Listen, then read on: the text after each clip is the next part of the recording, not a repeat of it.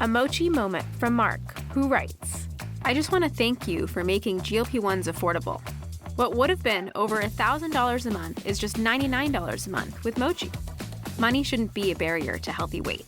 3 months in, and I have smaller jeans and a bigger wallet. You're the best. Thanks, Mark. I'm Myra Ahmed, founder of Mochi Health. To find your Mochi moment, visit joinmochi.com. Mark is a Mochi member compensated for his story.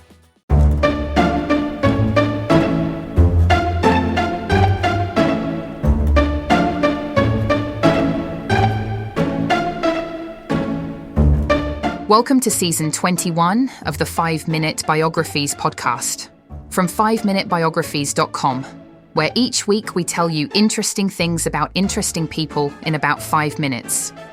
If you enjoy the show and would like to support us, why not consider buying us a coffee? Head on over to 5minutebiographies.com/coffee to see how. This is episode 9, Quincy Jones.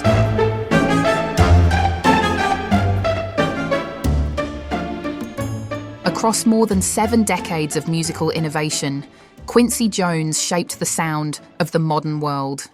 Composer, arranger, trumpeter, producer, and cultural ambassador, he bridged genres and generations with effortless fluency.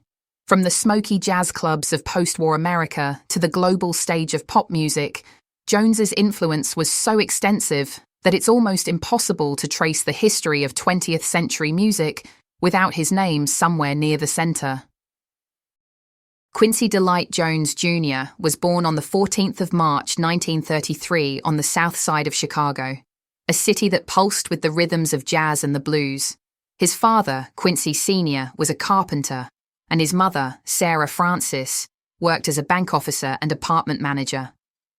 When the Second World War broke out, the family relocated to Bremerton, Washington, near a naval base where his father found work in the shipyards. It was in Seattle, where the family eventually settled, that Quincy's fascination with music took hold. He attended Garfield High School, a local institution that would later become a cornerstone of his legend. He took up the trumpet and immersed himself in the vibrant local jazz scene, performing in clubs while still a teenager. There, he crossed paths with another young Seattle musician, Ray Charles, beginning a lifelong friendship and creative partnership. From an early age, Jones showed not just musical skill, but a remarkable instinct for arrangement and leadership. He wasn't content to simply play. He wanted to understand how music worked from the inside out, how harmonies intertwined, how melodies could build emotion, how rhythm could move a crowd. After a brief scholarship at what is now the Berklee College of Music in Boston, Jones left to tour as a trumpeter and arranger with Lionel Hampton's band in 1951. The road became his classroom. Hampton's ensemble played a crucial role in jazz history, blending the swing of the 1930s with the bebop innovations that were reshaping American music. By the mid-1950s, Jones had gained a reputation as a gifted arranger. His ability to combine sophistication with accessibility caught the attention of bandleaders across the Atlantic. In 1956, he joined the Dizzy Gillespie Orchestra for a world tour that took him to the Middle East and South America, expanding his musical vocabulary with new sounds and rhythms. When he moved to Paris in 1957 to study composition and theory at the Schola Cantorum under Nadia Boulanger, he entered a new phase of artistic maturity. Boulanger, a teacher to many of the 20th century's great composers, taught him that music, no matter the style, had to come from the heart as well as the intellect. Jones later said that this period opened the entire world to him.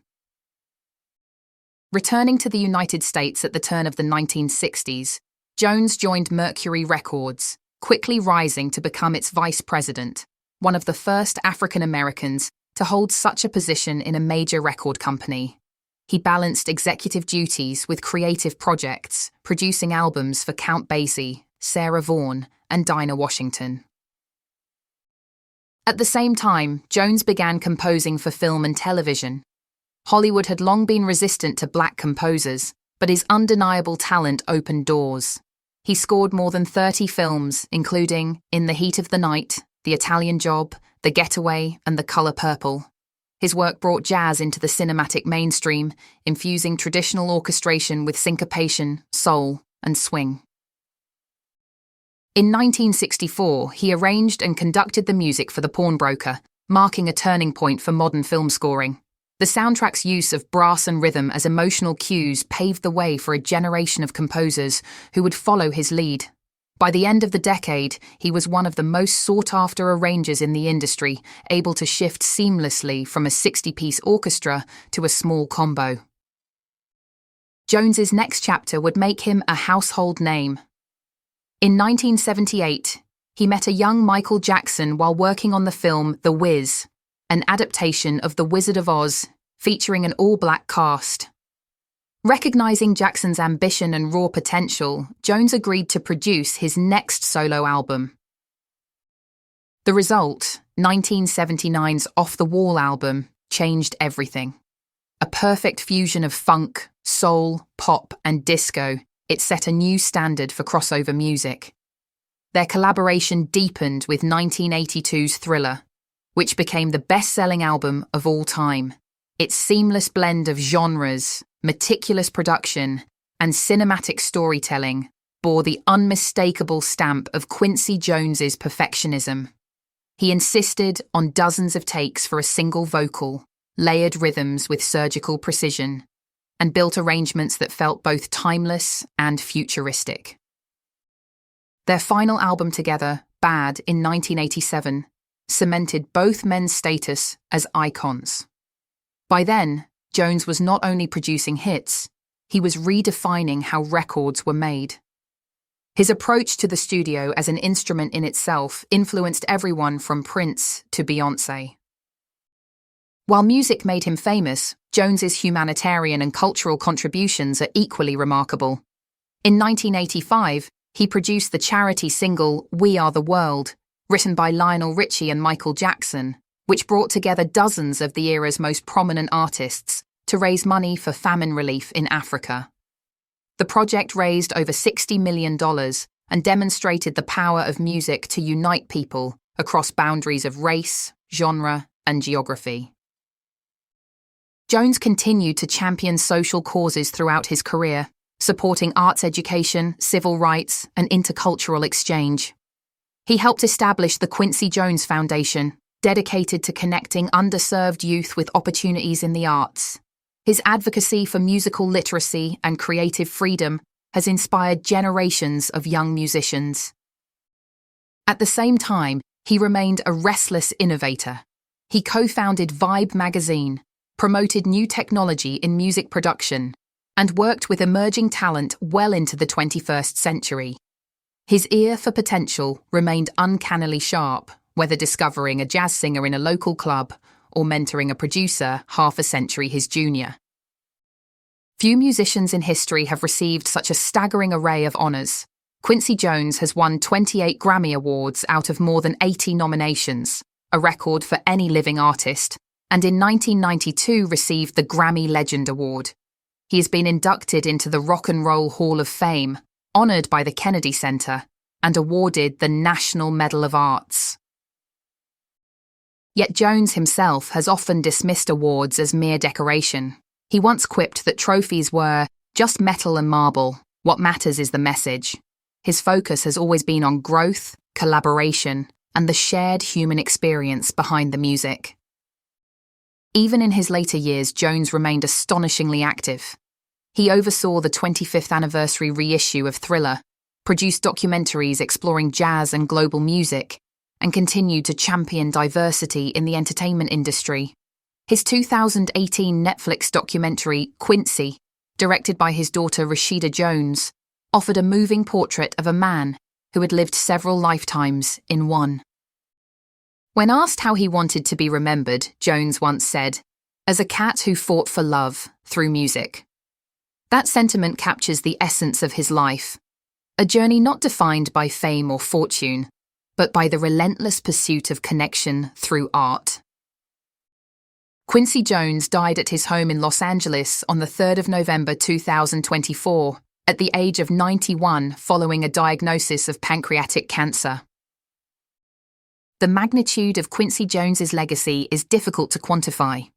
His fingerprints are on the evolution of modern jazz, soul, pop, film music, and hip-hop. He elevated the role of the producer to that of an artist, transforming recording studios into laboratories of innovation. But beyond the technical and commercial success lies something more profound, a belief that music could heal divisions and express what words could not. His collaborations with artists from Ella Fitzgerald to Miles Davis, Frank Sinatra to Aretha Franklin, reflect not just his versatility, but his faith in the universality of rhythm and melody. Today, his work continues to be studied by musicians, historians, and producers alike. His arrangements remain models of balance and clarity, his production methods still taught in music schools around the world. Perhaps most importantly, his life demonstrates that genius need not be solitary, that collaboration, humility, and curiosity are the true engines of creativity. From the backstreets of Chicago to the grandest stages on earth, Quincy Jones lived a life defined by audacity and grace. He defied every boundary of genre, race, and expectation to build bridges through sound. In doing so, he became not merely a figure of musical brilliance, but a chronicle of American culture itself. His story reminds us that greatness lies not just in mastering a craft, but in using it to uplift others, and few have done that more beautifully or more enduringly than Quincy Jones. Thanks for listening to the 5-Minute Biographies podcast from 5minutebiographies.com. If you enjoyed the show, please leave us a review wherever you get your podcasts, or if you would like to support us more directly, why not consider buying us a coffee? Head on over to 5minutebiographies.com/coffee to see how. Also, why not check out our other 5-minute podcasts, which you can find at 5minuteproductions.com. Thanks for listening, and I'll see you next time.